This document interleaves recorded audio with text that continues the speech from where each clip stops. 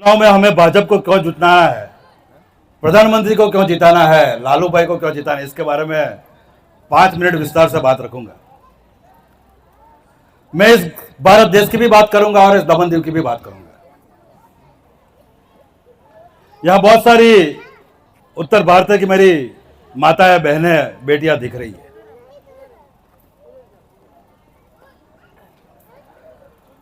हम जो आने वाले दिनों में चुनाव के लिए वोट मांगने जा रहे हैं,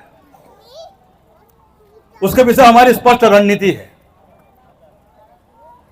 हम चुनाव में खाली दोगली बात करके, झूठे वादे करके वोट मांगना नहीं चाहते। हम इस देश को सशक्त भारत बनाना चाहते हैं, इस देश को विकसित भारत बनाना चाहते हैं, इस देश को सुरक्षित भारत बनाना चाहते हैं, इस देश को आत्मनिर्भर बनाना चाहते हैं, इस देश की महिलाओं को सशक्त बनाना चाहते हैं, इस देश को अखंड भारत बनाना चाहते हैं। यह हमारी कल्पना है, यह हमारा संकल्प है और यह संकल्प है, इसलिए हमने सबके सामने देश भर में करके दिखाया है। बहुत सारी उत्तर भारतीय बहनों है, मैं कहना चाहूंगा सालों से यह कश्मीर इस देश का भाग नहीं था। पहली बार देश के प्रधानमंत्री और गृह मंत्री अमित भाई शाह ने ताकत दिखाई और आर्टिकल 370 निकालकर कश्मीर को इस देश का अखंड भाग बनाया और कश्मीर से कन्याकुमारी एक ऐसी व्यवस्था खड़ी की कि उत्तर भारत के लोग साउथ में रह सकते हैं, साउथ के लोग उत्तर में रह सकते हैं, गुजरात में रह सकते हैं, महाराष्ट्र में रह सकते हैं, दमन दीव में रह सकते हैं। इस देश को अखंड भारत बना दिया। कहीं भी इस देश का कोई भी राज्य का वतनी हो, कहीं भी रह सकता है, कहीं भी उसको नौकरी मिल सकती है, कहीं भी उसको श्रम कार्ड मिल सकता है, कहीं भी उसको आयुष्मान भारत कार्ड मिल सकता है, कहीं भी उसको राशन कार्ड मिल सकता है और ये सब करके दिखाया है।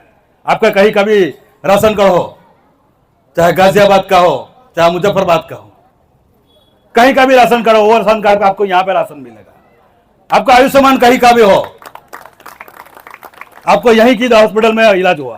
पहले तो बहुत कम हॉस्पिटल हुआ करती थी, लेकिन आज प्रधानमंत्री जी ने और हमारे प्रशासक प्रफुल्ल भाई ने ये प्रयास किया क्या जितनी भी हॉस्पिटल दमन दीव में है, सिलवासा में या वापी में या वलसाड़ में, अब सब अस्पताल में ये कार्ड चलेगा और सभी सेवा के लिए चलेगा।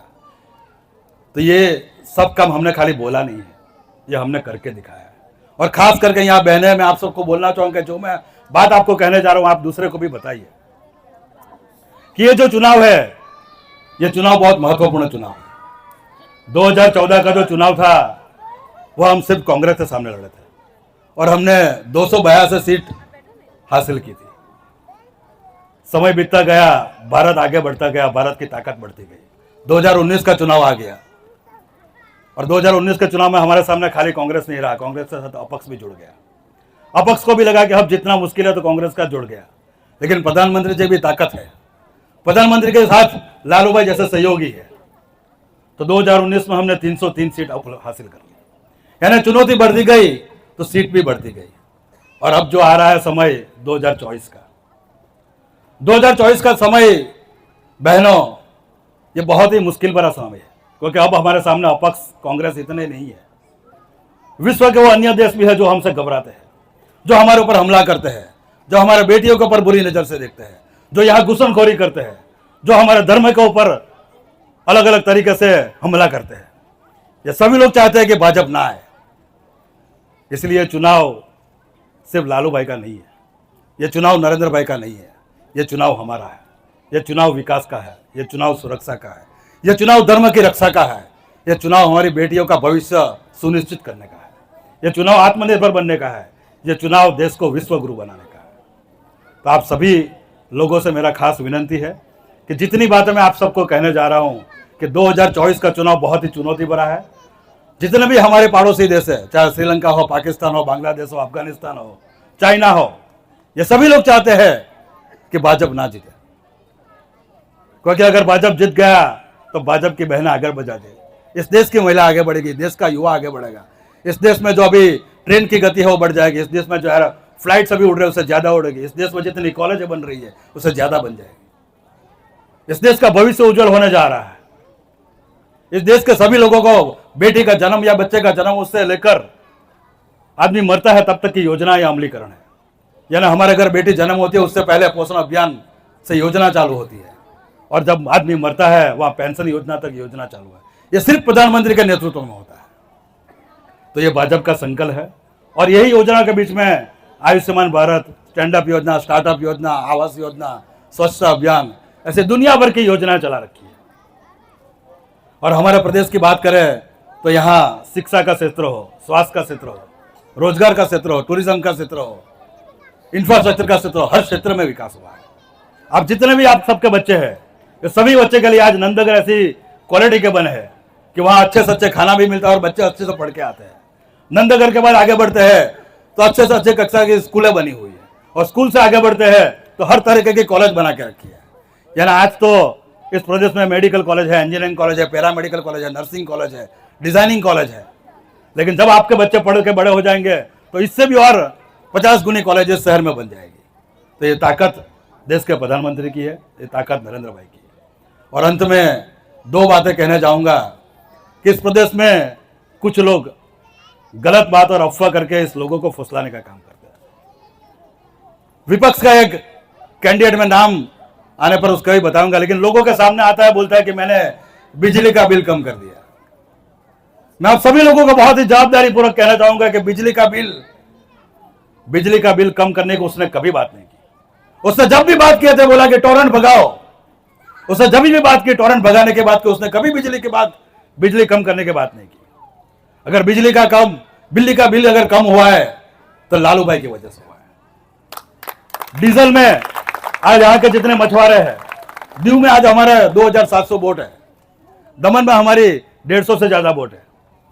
हमें डीजल बहुत ही महंगा मिलता था, करीबन हमारे एक मछुआरे को हर साल 5 लाख रुपए की खोट जाती थी। 55 करोड़ की डीजल की सब्सिडी लानी थी। अगर वो 55 करोड़ की डीजल की सब्सिडी आया तो लालू भाई लाया। कोरोना जैसी महामारी थी, लोग अपना घर बंद करके बैठे थे, कहीं आना जाना मुश्किल हो गया था, हमारा रोजगार बंद था, हमारे बेटे बेटी को कुछ तकलीफ ना हो जाए उस चिंता में हम जीते थे। और वो चिंता में अगर हर घर अगर अनाज पहुंचाना है वो लालू भाई ने पहुंचाया है। ऐसे कपड़े समय में दीव में 20,000 किट, दीव में 6,000 किट और दमन में 20,000 किट, 26,000 किट का वितरण करना ये कोई मामूली काम नहीं है। और इस दमन के 4.5 लोगों को मुफ्त में वैक्सीन देना ये भी कोई मुश्किल का कोई बड़ा आसान काम नहीं था। आज सोच लो कि अगर कांग्रेस का शासन होता तो क्या होता। वो कांग्रेस का शासन जब टीबी जैसी बीमारी आई थी तो इस देश में टीबी जैसी बीमारी का रसी का आते आते 20 साल निकल गए। ये प्रधानमंत्री जी का नेतृत्व था कि कोरोना जैसी महामारी जहां विश्व की अन्य महासत्ता हार गई, जहां यूएस हार गया, जहां अमेरिका हार गया, जहां लंदन हार गया, जहां ऑस्ट्रेलिया हार गया, जहां जर्मनी हार गया, वह हमारा देश ने ताकत दिखाई। हमारा देश ने ये उपलब्धि हासिल की। हमने 6 महीने में रसी बनाई और देश के 140 करोड़ को रसी मुफ्त में दी। आप सोचो अगर 140 करोड़ को रसी नहीं होती तो इस देश में लाशों के ढेर लग जाते, और ये रसी भी सबको मुफ्त दी है। तो आज हमारी जिम्मेदारी है, प्रधानमंत्री ने उसका हर फर्ज निभाया है। प्रधानमंत्री ने हमें शिक्षा दिया है, जो अधिकार हमें संविधान ने दिया है, चाहे शिक्षा का हो, स्वास्थ्य का हो, रोजगार का हो, पानी का हो, आवास का हो, जो भी अधिकार हमें प्राप्त हुआ था संविधान से, वो सभी अधिकार हमें दमन दीव में आसानी से उपलब्ध हुए। तो अब हमारी सबकी जिम्मेदारी है, जिस तरह इस प्रदेश में विकास हुआ है, जिस तरह इस प्रदेश में सुरक्षा बढ़ी है, जिस तरह इस प्रदेश में हमारे बेटे बेटियों का भविष्य सुनिश्चित हुआ है, तो हम सभी लोग अन्य लोगों को भी प्रेरित करें। और आने वाले दिनों में 7 मई को चुनाव है, तो आप सभी लोग बिना किसी के राह देकर सुबह 7 बजे ही लग जाए। और मैं आशा रखता हूं कि ये डाकली की वाड़ी जो है वहां से कम 300 से 400 लोगों का वोटिंग पहले 2 घंटे में हो जाए, तो आने वाले दिनों में हमारी जीत सुनिश्चित रहेगी। बहुत बहुत आभार, धन्यवाद। भारत माता की जय।